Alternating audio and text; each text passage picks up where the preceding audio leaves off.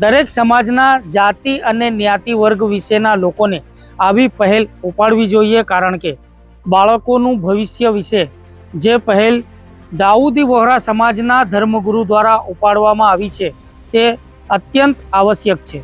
મુંબઈ ખાતેના દાઉદી વહોરા સમાજના હેડક્વાર્ટર ખાતેથી દાઉદી વહોરા સમાજના ધર્મગુરુ સૈયદના આલી કદર મુફદ્દલ સાહેબ દ્વારા એક આદેશ સમાજમાં મોકલવામાં આવે છે, જેમાં 15 વર્ષથી નાના બાળકોને મોબાઈલ ફોન વાપરવા ઉપર પ્રતિબંધ લાદી દેવામાં આવ્યો છે।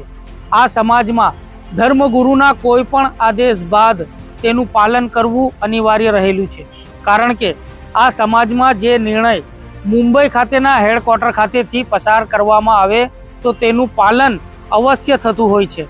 બાળકોને મોબાઈલ ના વાપરવા માટે મસ્જિદોને કમિટીઓ બનાવવા માટે પણ સૂચનાઓ આપવામાં આવી છે। સમાજના મોભીઓએ